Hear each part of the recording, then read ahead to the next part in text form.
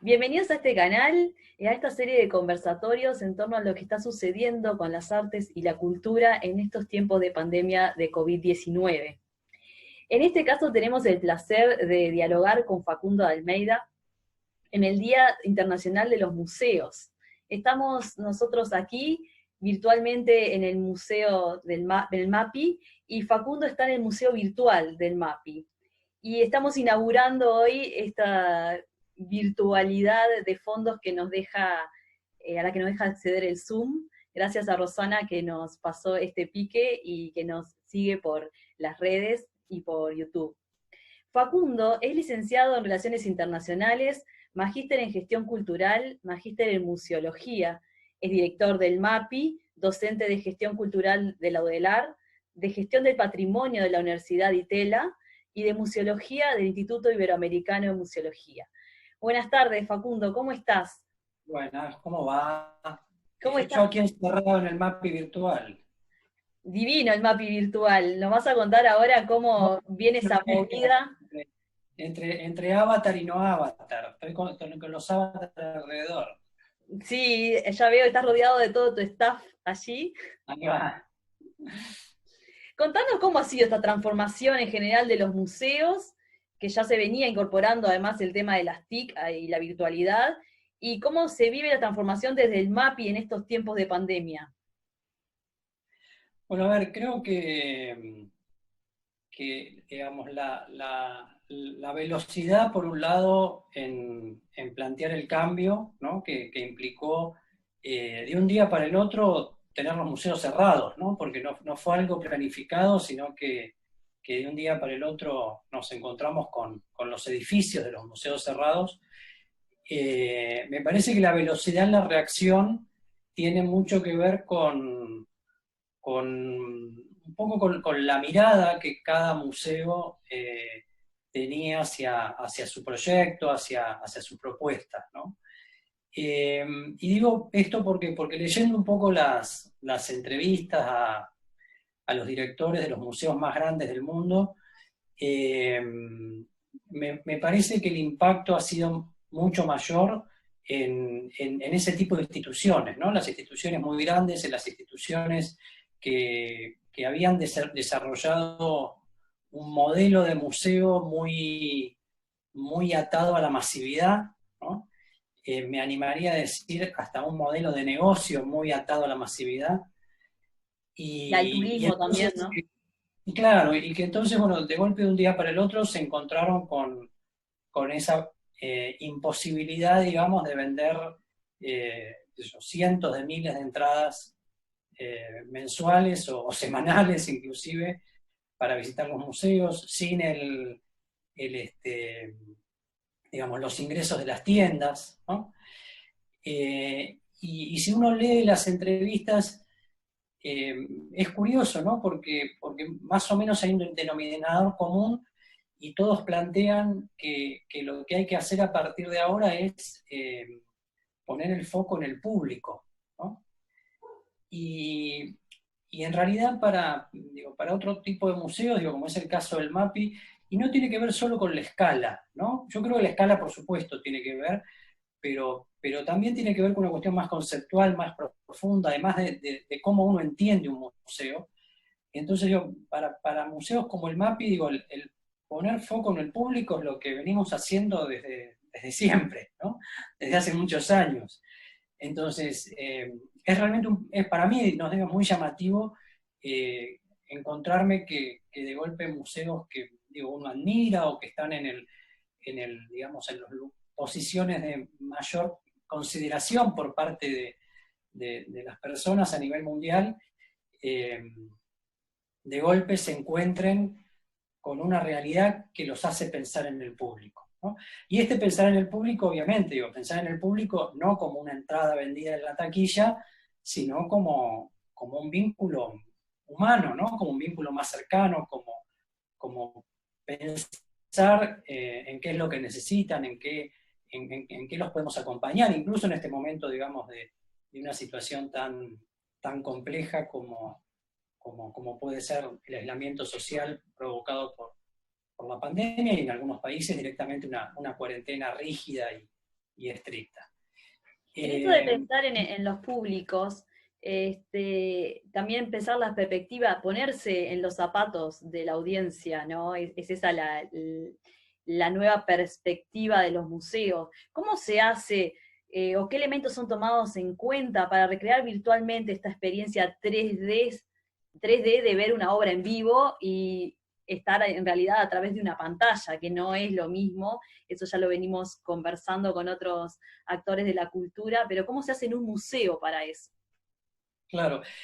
Antes de responder eso, por ahí una consideración más general, ¿no? O sea, yo creo que de golpe todo el sector cultural, de algún modo, descubrió al público a partir de la pandemia, o le dio otro lugar al público, más allá de la venta de una entrada, ¿no? O sea, yo creo que digamos, todos estos años, digo, incluyo, digo, más allá de que uno trata de buscar otros caminos, pero creo que el sector cultural, y acá incluyo a todo el sector cultural, ha sido bastante endogámico, ¿no? O sea, en el sentido de que se producían cosas o se desarrollaban propuestas y proyectos, pero más pensando en las necesidades del sector cultural que de la comunidad, ¿no? O el público, si querés llamarlo de otra manera. Entonces, me parece que esto, de golpe, digamos, provocó dos cosas. En primer lugar, mostrar la relevancia que tiene el público desde el punto de vista de lo que significa el aporte económico que realiza para que las actividades se puedan desarrollar, ¿no? Y las graves consecuencias que ha tenido en términos de empleo y de precarización laboral para mucha gente que trabaja en el sector cultural de esta situación. Pero por otro lado también pensar en esto que decía hace un ratito, ¿no? En las necesidades del público. Y también me parece que fue muy evidente en cuarentena toda esta situación, porque claro, de golpe al tener más tiempo libre, más tiempo de ocio, que en definitiva es el tiempo que de alguna manera intentamos ocupar los que trabajamos en el sector cultural de las personas, se empezó a consumir muchísima más cultura, ¿no? Muchísimos más bienes y servicios culturales. Después podemos ver toda la discusión en torno a el cobro, el no cobro, tal, que es toda otra discusión, ¿no? Hoy leía, por ejemplo, una noticia en el diario en Argentina que Sadaic, digamos, que es la versión argentina de Agadu, digamos, empezó a cobrar, o a intentar cobrar por lo menos, derechos de autor de las producciones que se están haciendo a través de las redes, ¿no? Entonces, bueno, esa es otra discusión. Pero de golpe también se vio que la cultura es absolutamente esencial. Tiene el sentido, más allá de lo dramática de la situación, y vuelvo a repetir, de que el sector cultural ha sido uno de los más afectados, yo creo, en toda esta situación, pero me parece que en algún punto también este periodo de obligada reflexión está poniendo las cosas en otro lugar, ¿no? Y en un lugar me parece mucho más interesante, por lo menos. Yendo a tu pregunta sobre cómo es la experiencia, digamos, entre comillas, el reemplazo de la experiencia de la asistencia presencial a un museo y poder ver un objeto en 3D y en forma directa, y la virtualidad, yo creo que hay que mirarlo desde una perspectiva más amplia, ¿no? Por supuesto que las colecciones y los objetos son fundamentales en un museo, son centrales, y bueno, y hasta son su razón de ser, ¿no? Si uno quiere. Pero pensemos, yo mencionaba recién estos grandes museos, ¿no? de masivos. Pensemos también lo que implica, lo que implicaba la experiencia museística de una persona que entra a un edificio que por ahí tiene, no sé, kilómetros de recorrido, ¿eh? En algunos casos son kilómetros de recorrido, con una presión social y cultural de ver todo, de ver lo más posible, ¿eh? Con una presión social y cultural de sacarse selfies delante de las obras más simbólicas, ¿no? y encima con una masividad, estoy hablando de estos museos, digamos, de los más importantes del mundo, con una masividad que a veces nos sometía, digo, a mí me ha pasado, digo, aquel que haya tenido oportunidad de viajar seguramente sabe perfectamente de qué le estoy hablando, de tener una obra incluso de pequeñas dimensiones y 500 personas delante con sus celulares. Recuerdo cuando visitamos el Museo Vaticano, que llevamos la exposición Uruguay en Guaraní, tener la posibilidad de visitar la Capilla Sixtina con el museo cerrado, y después visitarla con el museo funcionando con público, ¿no? Y bueno, era entrar con público, era entrar a una sala abarrotada de gente, donde uno estaba pegado hombro con las personas que estaban al lado, que a uno esa masa de gente lo fuera empujando y lo expulsara 10 minutos después por la otra entrada, y con unos guardias parados en tarimas gritando para que la gente no sacara fotos, ¿no? Entonces yo me pregunto, ¿esa experiencia, ¿no?, es más válida, es más significativa, es más relevante por el hecho de haber estado ahí, que, por ejemplo, la posibilidad de ver esa misma obra a través de Google Art Project en una imagen de alta definición y llegar a ver los detalles mínimos de la obra de Miguel Ángel, que obviamente uno solamente con la vista, ¿no?, en la sala no nos puede ni ver, porque el cielo raso está a una altura muy elevada. Entonces, por supuesto, digo, hay una emoción, una cuestión emocional, una cuestión, digamos, que es irreproducible ante el hecho de uno decir, bueno, estoy frente a una obra maestra del arte universal, o ir al MAPI y decir, bueno, estoy frente a una pieza arqueológica que tiene 2.500, 5.000, 10.000 años de antigüedad, ¿no? Eso es cierto, pero me parece que ya desde hace muchos años, ¿no?, por lo menos de la nueva museología para acá, que la mirada sobre el rol del museo y sobre todo sobre los modos de trabajar de un museo, me parece que exceden completamente, digamos, la exclusividad del hecho expositivo de obras de arte o de objetos originales, ¿no? Entonces me parece que hay muchas cosas para hacer. Y acá es donde yo creo que digamos, que esta situación de aislamiento es donde se generó un punto de quiebre, digamos, muy importante, ¿no? Porque esto que decía al principio, o sea, de un día para el otro eso se acabó, ¿no? O sea, ni siquiera hubo tiempo de prepararse mentalmente. O sea, en nuestro caso, el 13 de marzo estábamos con el museo abierto, que era un viernes, y el lunes 16 estábamos con el museo cerrado, ¿no?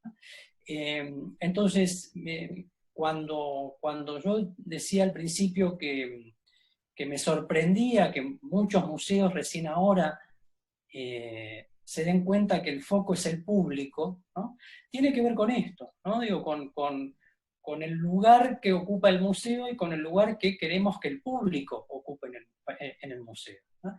Para mí están, digamos, contraproducentes, si querés, esa palabra, el hecho de que haya miles de personas adentro de una sala de exposición y que sea imposible hasta circular, ¿no?, por muchas razones, ¿no? Digo, porque eso obviamente también afecta a la conservación de las piezas, ¿no?, pero también porque no se puede producir ese hecho de comunicación que en definitiva es lo que estamos buscando entre los objetos que se exhiben y las personas que los aprecian. Pero también lo es el museo vacío, ¿no? O sea, un museo que puede tener colecciones fantásticas, pero donde las personas no entran, ¿no? Entonces me parece que esos dos extremos son igual de nocivos, porque no se está produciendo el hecho central de un museo, que es la difusión, ¿no? O sea, por supuesto la conservación es importantísima, el resguardo de las colecciones, la investigación. Ahora, eso se puede hacer en otro lado, y se puede hacer mucho mejor en otro lado y no en un museo, ¿no? Yo siempre digo, o sea, por supuesto que los museos trabajamos, y en el MAPI hemos trabajado muchísimo, y estamos trabajando en estos días en la conservación preventiva de las colecciones. Pero el mejor lugar para conservar una colección no es un museo, ¿no? Sería mejor un depósito donde no entre nadie, donde estén siempre, permanentemente, todas las variables, digamos, de iluminación, temperatura, humedad, seguridad, de prevención de incendios, todo eso absolutamente controlado. ¿Ah? Pero bueno, la propia definición de museo, que ahora aparte está en discusión en el seno del ICOM, del Consejo Internacional de Museos, pero todavía por lo menos por los borradores que ha habido, para profundizar, digamos, esta línea, pero la propia definición de museo implica el público, implica la difusión, implica la educación. ¿Ah? Entonces, si no hay público, o si el público es tan excesivo que no se puede producir ese hecho de comunicación que debe generar un museo, a mi criterio deja de ser un museo, ¿no? Y pasa a ser otra cosa. Entonces, me parece que la pandemia ha puesto muy en su lugar toda esta situación. ¿Por qué? Y bueno, porque nos obligó a, a pensar otros modos de que el museo pueda seguir cumpliendo su función incluso con las puertas cerradas. Y la realidad es que, digo, algunos más, algunos menos, con distintas estrategias, pero la realidad es que hoy vemos a nivel mundial que los museos siguen cumpliendo su función con las puertas cerradas. ¿Ah? Entonces, creo que eso también no tiene que, digo, más allá de la emergencia, nos tiene que llevar a reflexionar sobre el modo en que se hacían antes las cosas. Ahora, también estas puertas cerradas afecta a otra cosa que es la sostenibilidad del museo. ¿Cómo se repiensa eso en esta época? Sí, por supuesto, o sea, afecta un montón de cosas, ¿no? Digo, después yo digo, más allá de la sostenibilidad que ya te lo contesto, te puedo contar otras cosas que particularmente afectan en el MAPI. En cuanto a la sostenibilidad, en nuestro caso, que somos un museo de gestión mixta, en el cual nosotros tenemos que generar los recursos eh, digamos, excepto los sueldos del personal permanente y el equipo pequeño, digamos, y algunas cuestiones más, no menores, como el edificio, obviamente, la seguridad y la luz, que son cuestiones que paga la Intendencia de Montevideo, todos los otros gastos, ¿no? Todos los otros gastos que incluyen más personal, ¿no? Más del doble del personal del permanente, los gastos de funcionamiento, los gastos de programación, ¿no? Y los gastos de sostenimiento, digamos, del edificio y del proyecto, son recursos que el MAPI genera o generaba con su propia actividad. Entonces, para nosotros ha sido un golpe enorme, o sea, vos pensás que digamos, en promedio, te digo esto, hay años que varía un poco, pero más o menos de los recursos que aporta la Intendencia de Montevideo al MAPI, nosotros con la propia actividad del museo más o menos triplicamos ese presupuesto. Entonces, bueno, en este momento no es que estemos a un 30% del presupuesto, digamos, que normalmente digamos, generamos todos los años, porque algunas cosas las hemos podido conservar, como por ejemplo el alquiler del estacionamiento, que aparte está próximo a inaugurarse, pero digo, ha sido un golpe enorme, digo, tan enorme que, por ejemplo, los 6 talleristas del área educativa, que son contratos temporarios, no los hemos podido renovar.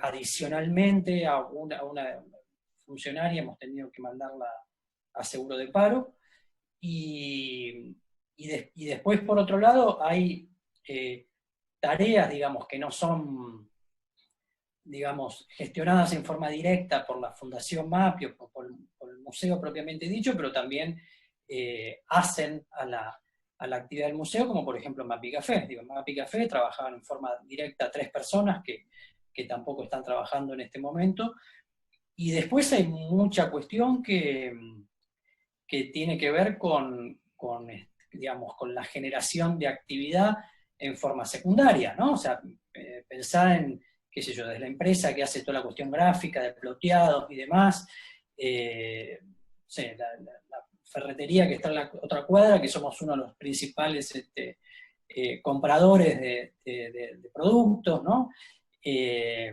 Infantosi, que es proveedora de los materiales que se utilizan en el área educativa. Pensá, nosotros comprábamos, no sé, 3.000 kilos de barro por año, por ejemplo, solo por decirte en un taller. ¿Ah?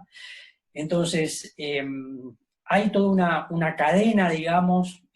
Afecta a la economía naranja, digamos, todo lo de toda la cadena. Sí, como naranja y un poco más que la naranja, ¿no? Porque digo, hay cuestiones que tienen que ver con una cuestión si querés, más industrial, que de proveedores del museo que están afectados por esta situación. Así todo, bueno, yo creo que acá hay otra gran cuestión que es importante resaltar, y es el enorme apoyo del Estado, más allá de que uno siempre reclame más, digo el sector cultural, ¿no? Siempre reclamemos más, siempre pidamos más, que está bárbaro, que lo hagamos, digo, está muy bien. Pero la realidad es que en países como el Uruguay hay un gran apoyo del Estado, digo, no sé si en términos absolutos, ¿no? Pero digo, en términos relativos hay un apoyo del Estado que hace que este tipo de proyectos existan, ¿no? O sea, si hoy nosotros no tuviéramos el aporte que hace la Intendencia de Montevideo, además del edificio, bueno, estaríamos todos sin trabajo y con los museos cerrados, ¿no? Y esto se está verificando en otros países del mundo, ¿no? Digo, que Estados Unidos, por ejemplo, donde la actividad cultural, si bien con mecanismos de desgravación impositiva y demás, pero está muy en manos de la actividad privada, están cerrando museos todos los días, pero cerrando, ¿no? O sea, definitivamente. Contanos Entonces, cómo fue en ese cerrar el museo edilicio, esa apertura del MAPI virtual. Contanos cómo fue esa transformación y contanos un poquito más de cómo funciona el MAPI virtual, donde claro, hasta el MAPI te cocina. sí, de todo hace el MAPI. El MAPI hace todo. No, a ver, en primer lugar, digo, yo creo que nosotros teníamos o varias ventajas, ¿no? Una de ellas tiene que ver con esto que yo te decía hace un rato de siempre poner por delante al público, ¿no? Al visitante, que en el caso del MAPI es más que eso, ¿no? Porque ya tenemos hasta fans y amigos y seguidores, ¿sabes? El otro día, por ejemplo, vi en Facebook que habíamos subido una publicación con algunas de nuestras propuestas de MAPI virtual, y me reí, me emocioné a la vez porque una persona puso MAPI te quiero, ¿no? O sea, como ya personalizándolo al MAPI y expresándole su amor, ¿no? Entonces, yo creo que esto nos ayudó mucho porque ya había una cantidad de gente que estaba acostumbrada a seguirnos, ¿no? Y por otro lado, pues nosotros ya habíamos construido un museo fuera del museo, ¿no? Digo, más allá de que el edificio del MAPI, donde vos estás ahora en este momento, es espectacular, es maravilloso, es uno de los mejores edificios de Montevideo y es uno de los grandes activos que tiene el museo. Nosotros ya habíamos desarrollado muchas cosas fuera del museo, ¿no? El MAPI iba al monte, el MAPI iba a la playa, el MAPI iba a la plaza, el MAPI iba a la Feria del Libro, el MAPI iba a China, el MAPI iba a otros departamentos del país.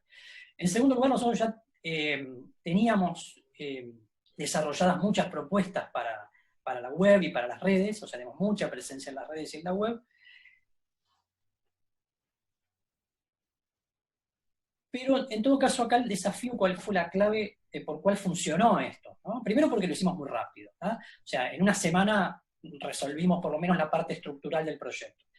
Y en segundo lugar porque nos propusimos que lo que hiciéramos no iba a ser replicar cosas que se hubieran hecho antes en el MAPI real, ¿no? O sea, subir material de archivo. O sea, no queríamos hacer eso, más allá de que está bien, ¿no? O sea, no estoy cuestionando hacer eso. Pero nosotros nos planteamos hacer una cosa distinta. Entonces dijimos, vamos a generar contenidos. Primero que sean nuevos, ¿no? O sea, que seguir trabajando en generar contenidos. Y en segundo lugar, que sean contenidos que estén especialmente pensados para el mundo virtual, ¿no? O sea, no intentar meter, digamos, a la fuerza contenido del mundo real en lo virtual, donde siempre se genera algún ruido con eso, sino pensar contenido cuyo formato ya esté pensado al minuto cero para el mundo virtual, ¿tá? Y entonces así nació MAPI Virtual. Teníamos otra ventaja también, que hace un año se había incorporado al equipo del MAPI Mariana Elías, que es una Urumex, que hace un año y medio que volvió a vivir al Uruguay, muy, digamos, con una gran especialización en el tema audiovisual y sobre todo en televisión educativa, y que con ella ya habíamos empezado a trabajar en un área audiovisual del MAPI que no teníamos, que era una gran deuda, y yo tenía un viejo proyecto que nunca habíamos podido llevar a la práctica y que habíamos empezado a esbozar con ella, que era MAPI TV, ¿no? Que era hacer un canal de televisión del MAPI por streaming, que te lo cuento porque ya lo desechamos. Y lo desechamos ¿por qué? Porque a MAPI TV se lo comió MAPI Virtual, ¿ah? Entonces, ¿qué es lo que pasó? El día 14 de marzo, ese sábado, yo la llamé y le dije, mira Mariana, tenemos que empezar con esto porque lo otro seguro por mucho tiempo no va a poder volver el MAPI real, ¿no? Y ahí empezamos a conversar, y ya el lunes estábamos reunidos en forma virtual con todo el equipo para empezar a pensar proyectos para el MAPI virtual. Y los avatar era una idea de Mariana que, no sé, 6 meses antes, en una charla esas de pasillo, y te cruzás así en la oficina, dijo, no, cuando hagamos MAPI TV, los presentadores de MAPI TV tendrían que ser unos avatar. No, unos avatar no, me dijo, un avatar tuyo. Y yo le dije, estás loca, ni pienso, le digo. Y aparte, le digo, si vamos a hacer avatar, no puede ser solo un avatar mío, porque digo, sería personalizar demasiado, digamos, la comunicación del museo. En todo caso, tenemos que hacer avatar de todos, ¿no? Y entonces ese sábado le dije, ¿sabes qué? Llegó el momento de los avatar, ahora hagamos los avatar, ¿no? Y entonces, bueno, un poco cuál fue la idea de estos avatar. Nosotros seguir estando presentes, ¿tá? Por esta cuestión de que siga habiendo una comunicación con los amigos, con el público del MAPI, con los participantes, pero por otro lado teníamos que, digamos, adquirir un carácter que nos permitiera transformarnos en virtuales y sobre todo no contagiar a nadie de COVID-19. ¿Ah? Entonces, bueno, surgió esta idea de hacer los avatars del MAPI, y que los avatars del MAPI fueran los protagonistas de alguna manera de MAPI virtual, ¿no? ¿Te parece Y, que bueno, esta virtualidad del MAPI va a ser menos ardua para la tarea próxima que se les viene, que es ir de nuevo a la búsqueda de audiencia y de público para el MAPI luego de que se termine este confinamiento? sí, a ver, yo no diferencio, digo, no hago una diferencia tajante entre la persona que va físicamente al museo y la persona que se acerca a nuestros contenidos de otra forma, ¿no? En un taller, digamos, presencial en la playa o en una actividad en MAPI virtual.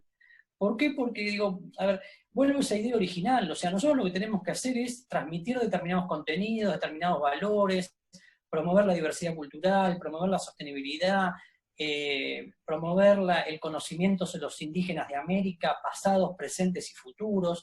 Entonces, nosotros eso lo podemos hacer de cientos de maneras distintas, y ya lo veníamos haciendo de cientos de maneras distintas, ¿no? O sea, con una cena en Mapi Café, con un concierto de Cristina García Banegas, con una exposición, con un cumpleaños infantil donde hacen un taller de arqueología, con una actividad escolar, con una publicación de un libro científico, con un seminario, con una película, con teatro. No importa el modo. El modo, lo que, digamos, ese medio lo que te permite llegar a distintos segmentos de público, en distintos momentos de ese público y por distintas sensibilidades. Ahora, el núcleo central de contenido es siempre el mismo. Entonces, yo lo haga virtualmente, lo haga realmente, en un punto da lo mismo. Y yo no sé si ir a buscar público. ¿Por qué? Porque MAPI Virtual en 2 meses ya lo han visitado más de 200.000 personas. ¿Ah? Eso es el público que va al MAPI en 4 años. ¿Ah?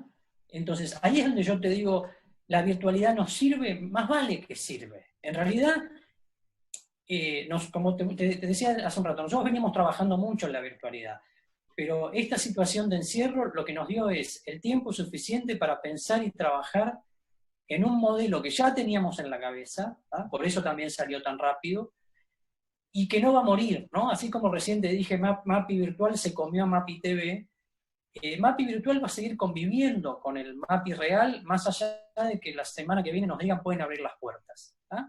¿Y por qué? Porque también va a pasar algo. O sea, vos pensás que por más que nosotros podamos abrir la puerta, el 95% de lo que era la actividad presencial del MAPI va a tardar muchos meses en volver. Yo no sé si va a volver hasta el año que viene, ¿no? O ¿Cómo sea, se vos pensás que preparan nuestro... ustedes para eso? ¿Va a haber un rediseño de las muestras, de los espacios? Sí, nosotros ya tenemos elaborado un protocolo que tiene que ver digamos, tanto para los trabajadores, digamos, como para el público. Vamos a algunas de las actividades reales, ya las hemos virtualizado, digamos, y vamos a seguir en esa línea, por lo menos durante un tiempo. Me refiero a los talleres, ¿no? Ahora estamos haciendo talleres para niños en contexto de familia, digamos, online, que están funcionando súper bien. Llevamos más de más de 500 chiquilines han pasado por esos talleres en estos 2 meses, pero ese formato de taller virtual vamos a ofrecerlo a las escuelas apenas las escuelas puedan volver a las aulas, porque sabemos que no van a poder volver en lo inmediato a hacer talleres en el museo. Vos pensás que nuestra aglomeración de público mayor estaba dada por más o menos los 500 chiquilines que iban por día con escuelas, colegios y liceos al MAPI. ¿Ah? Digo, eso no lo vamos a poder volver a hacer así, estamos armando, digamos, dispositivos de cantidad de personas por sala, digamos, de talleres simultáneos, cuando los podamos hacer presenciales, de talleres simultáneos, para poder dividir a los grupos y que no haya más de 15 niños juntos en un espacio. Bueno, estamos rediseñando todo eso. Lo mismo los espacios de las salas de exposición, o sea, ya tenemos armado un protocolo, cuestión de que si nos dicen la semana que viene vuelven, ya lo podemos aplicar sin ningún problema. Pero yo no, digamos, por el tipo de actividad que tenía el MAPI hasta hace 2 meses, eso no va a ser algo que se pueda recuperar en forma muy inmediata, ¿no? O sea, vos pensás que nosotros organizábamos días nacionales con embajadas, cenas temáticas, conciertos, obras de teatro. En este momento, por ejemplo, tendríamos que estar haciendo la obra de teatro de Marcelo Dufaux, ¿no? O conciertos, cursos, por ejemplo. Y bueno, todo eso vamos a demorar mucho en poder volver a hacerlo, o por lo menos poder volver a hacerlo con la magnitud que tenían las actividades que hacíamos antes, ¿no? O sea, 2 días antes del cierre del museo, hubo, por ejemplo, un homenaje a Mercedes Sosa en MAPI Café, donde había 100 personas, ¿no? Digo, bueno, eso en lo inmediato y seguramente durante mucho tiempo va a ser imposible de hacer. Entonces, en ese sentido, te voy a ser sincero, yo no estoy tan preocupado por la reapertura del edificio, porque sé que hay cantidad de cosas que nosotros hacíamos, que era nuestra actividad habitual, y que no la vamos a poder hacer del mismo modo, ¿no? Y mientras tanto hemos abierto una puerta a otro mundo que es sumamente interesante, ¿no? Digo, por ejemplo, en el caso de los cursos de adultos, ¿no? En este momento está Cristina García Vanegas y Ricardo Boglione dando cursos de forma virtual, y estamos por sumar otros en los próximos días. Y en el caso de Ricardo tiene prácticamente 40 participantes, y en el caso de Cristina son unos 30, con temas, digo, bastante, digamos, específicos, ¿no? Y además con participantes no solamente de Uruguay, y cuando digo Uruguay no solamente de Montevideo, sino de muchos departamentos, cosa que con la presencialidad hubiera sido completamente imposible, sino de otros países, ¿no? En el caso de Cristina hay participantes de México, de España, de Argentina, de Colombia, ¿no? Entonces, digamos, lo que arrancó como una situación de emergencia, más allá de que nosotros teníamos, digamos, previamente en la cabeza la necesidad de que el MAPI fuera más fuerte en el mundo virtual, hoy se ha transformado en un proyecto en sí mismo, ¿no? Y que naturalmente yo creo que va a tener vida propia, y así como te decía que MAPI Virtual se comió al proyecto que nunca nació de MAPI TV, MAPI Virtual va a seguir funcionando en forma paralela al MAPI Real, ¿no? Porque hoy ya tiene una entidad propia, un público propio, gente que nos sigue por ahí, y que, digamos, por supuesto que después sería fantástico que muchos de los que nos conocieron en el mundo virtual vayan a visitar el edificio del MAPI. Pero hay muchos que no lo van a poder hacer, ¿ah? O porque no viven en este país, o porque viven lejos de Montevideo, ¿ah? O sea, por eso funcionan. Otra de las cosas que estamos haciendo son materiales didácticos para que los docentes utilicen ahora en sus instancias de educación a distancia, valga la redundancia. Ahí nos están escribiendo, agradeciendo por ese material, porque, claro, digo, en un momento tan complicado para dar clase, de golpe el museo les provee esa información, ese contenido que les sirve para trabajar con los chiquilines, ¿tá? Y eso, ¿ves? Por ejemplo, es lo que te decía hace un rato de poner el foco en el público. En este caso, que en los maestros, las maestras, en los profesores de liceo, de bachillerato, que necesitan tener herramientas virtuales para poder trabajar con los grupos, ¿no? Entonces, me parece que es O sea, a ver, ya había una tendencia, y esto está estudiadísimo, de que el consumo, la producción y el consumo cultural cada vez más se hacía en forma virtual que presencial. Yo creo que esta situación de encierro lo que ha hecho es profundizar esa situación, y que no digo que no se va a volver para atrás en nada, por supuesto que sí, pero quiero decir, me parece que esa tendencia de lo virtual no va a seguir con la intensidad que tal vez tiene el día de hoy, sobre todo porque las personas van a tener que empezar, ya han vuelto muchas y otras van a tener que volver a sus ocupaciones habituales y van a tener menos tiempo, pero va a ser mucho más intensa y mucho más importante que lo que sucedía antes de empezar con esta situación. Y lo que creo es que las instituciones culturales tenemos que aprovecharlo. Digo, en algunos casos es más complicado, digo, yo entiendo, por ejemplo, la realidad del teatro, digo, el teatro es muy difícil, digo, o sea, hay una magia que es muy difícil reproducir esto en el mundo virtual. Pero en el caso de los museos me parece que es absolutamente complementario, absolutamente complementario. O sea, yo puedo seguir haciendo exposiciones presenciales maravillosas, pero también puedo generar contenidos maravillosos para el mundo virtual, y lo que voy a hacer es ampliar la capacidad de difusión, ampliar la capacidad de llegar a más personas, y incluso atravesar las fronteras, digo, para museos que hasta ahora, como el nuestro, digamos que hasta ahora no tenían esa perspectiva, o solamente la teníamos, bueno, llevando una exposición de gira, como hicimos con todo lo que eso implica, ¿no? Digo, que es muy complejo, costoso y trabajoso, más allá de lo interesante que puede llegar a ser. Si hay una clave que, digamos, en la gestión cultural, es tener la capacidad de aprovechar las oportunidades, de ver cuáles son las puertas que se abren y meterse por esas puertas lo más rápidamente posible. Facundo, te quiero hacer una última pregunta, porque estamos en este contexto del Día Internacional de los Museos, que este año tiene como lema Museos para la Igualdad, Diversidad e Inclusión, justamente lo que venimos hablando en lo que está haciendo, respecto a lo que está haciendo el MAPI virtual, la igualdad y la inclusión también de las escuelas, de los docentes, a través de la virtualidad. Y contame cómo se ha vivido los festejos virtuales que han durado toda una semana, y cómo surge esta idea del tema de la ciudadanía global, de trabajar la ciudadanía global de los museos, que es también una de las habilidades que fue marcada por el Banco Mundial y por la UNESCO como necesarias para el campo laboral en el siglo XXI. La inclusión, digamos, está en el ADN de nuestro trabajo, ¿no? O sea, yo no concibo un museo que no trabaje por la inclusión. Y vuelvo a repetir, tiene que ver con esto de poner el foco en el público, mejor dicho, en los públicos.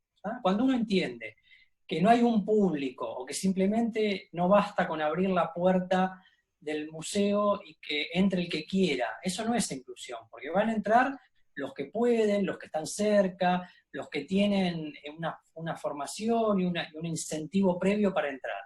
Entonces me parece que la inclusión hay que trabajarla activamente. Nosotros lo venimos haciendo desde siempre, o sea, uno de los proyectos más queridos para mí en el MAPI es la Escuela Taller de Restauración, donde no solamente hemos restaurado 3.500 metros cuadrados del edificio con personas que participan del programa Uruguay Trabaja, del MIDE, del Ministerio de Desarrollo Social, y no solamente se les ha dado capacitación en oficios para que después puedan salir a la vida con mayores herramientas, sino que ha sido centralmente un gran proceso de inclusión y de integración cultural, o sea, de formar parte de esa comunidad MAPI, de ese equipo MAPI, ¿no? El año pasado arrancamos, y lo seguimos haciendo incluso ahora con el Museo Cerrado, porque eso lo hemos podido mantener. Estamos trabajando con DINALI, con la Dirección Nacional del Liberado, para capacitar a expresos y expresas en la producción de objetos de diseño a partir de desechos, o sea, un proyecto que tiene que ver también con la sustentabilidad, con el diseñador Alejandro Sarmiento, como una forma también de integrarlos, de incluirlos, de darles herramientas de trabajo, de darles un ingreso, pero sobre todo de que tengan la posibilidad de acercarse a otro mundo, un mundo desconocido, que es el mundo de los museos, de la cultura, por lo menos vista de esta manera. Entonces, digo, es una forma de trabajo, ¿no? No es un eslogan. Entonces, bueno, cuando aparecen los lemas, digamos, como en este caso el día de hoy del Día Internacional de los Museos, me parece bárbaro, porque es una forma de recordar, porque es una forma de llamar la atención sobre estos temas. Pero digo, esto no se resuelve en un Día Internacional de los Museos, se resuelve en el trabajo cotidiano, ¿no? Entonces, nosotros lo hacemos permanentemente, por supuesto lo hacemos con las escuelas del contexto crítico, y hay que integrar, no solamente uno cuando piensa en integración, en inclusión, en general piensa en las personas, digamos, en situación socioeconómica más desfavorecida, ¿tá? Que por supuesto hay que hacerlo, pero te voy a contar una anécdota. Una vez me llamaron, no voy a decir el colegio, pero me llamaron de uno de los colegios más caros de Montevideo, ¿tá? Para decirme que iban a hacer un recorrido en ómnibus por la Ciudad Vieja con los chiquilines de ese liceo, ¿tá? Y porque querían que conocieran cómo era un barrio, ¿tá? Y entonces me pedían autorización a ver si podían bajar en el MAPI un ratito, porque no querían que lo vieran solo desde el ómnibus, sino que querían que bajaran a poder poner sus pies en la Ciudad Vieja de Montevideo, y que lo iban a hacer en el MAPI porque era un lugar seguro, ¿tá? Entonces, esos chiquilines que seguramente viven en un barrio cerrado y van a un colegio donde se vive un microclima, ¿tá? También necesitan inclusión, ¿tá? Entonces, y me parece que las instituciones, si tenemos una razón de ser las instituciones, y muy especialmente un museo, ¿tá? Yo creo que es esa, es un lugar donde se puedan cruzar todos los sectores sociales, todas las diversidades posibles, ¿tá? Y eso en el MAPI pasa. O sea, en el MAPI es frecuente que un embajador se cruce con un expreso, ¿tá? Pasa y pasa todos los días. Digo, por poner dos situaciones que pueden parecer en algún punto extremas, ¿tá? O una persona que vive en un refugio con, qué sé yo, un curador internacional de una exposición de arte. Eso también pasa. Entonces yo la inclusión la entiendo en ese sentido, o sea, en un lugar donde todas las voces se puedan escuchar, ¿ah? Donde el discurso, llamémosle oficial del museo, sea uno más entre muchos otros discursos y cosas que suceden en ese espacio, y donde todos tengan también protagonismo y participación, ¿no? Y esa es otra de las características del MAPI, o sea, somos un museo que generamos cosas para que las personas participen, ¿ah? Ahora en MAPI Virtual, por ejemplo, tenemos una de las actividades que es Tu casa es un museo, ¿no? Para que cada uno musealice objetos en su casa, ¿tá? Tiene más valor una pieza que está adentro de una vitrina en el MAPI que un objeto que yo puedo tener en mi casa, y en principio te diría que no. O sea, si los dos objetos, yo hago que esos dos objetos me cuenten una historia, ¿ah? Los dos objetos tienen valor. ¿Por qué? Porque me están contando una historia, me están contando algo, ¿ah? Y aparte depende de quién lo mire, qué sé yo, si uno tiene en su casa algo que le regaló, no sé, su abuela que falleció, seguramente va a tener mucho más valor que cualquier pieza que yo pueda tener adentro de una vitrina del MAPI, ¿ah? Entonces, me parece que la inclusión tiene que ver con eso. Me parece fantástico que ICOM ponga lemas para que estos temas se pongan en el tapete, digamos, pero me parece que para que tengan sentido hay que trabajarlo los siguientes 364 días del año, y no solamente subir unos posts a las redes sociales el Día Internacional de los Museos. Estoy completamente de acuerdo, Facundo. Te agradezco profundamente esta comunicación.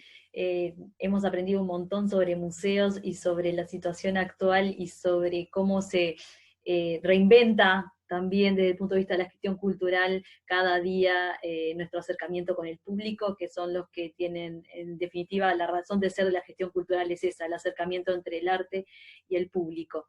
Muchas gracias también a todos los que nos están siguiendo en YouTube, y los invitamos, si quieren acompañarnos en futuras instancias, a que se suscriban al canal aquí debajo. Saludos, Facundo. Gracias a ti, no te olvides de apagar la luz del MAPI ahí cuando te vayas. Dale, dale, sí, hay que cuidar la ecología. Muchas gracias a vosotros. Gracias por todo.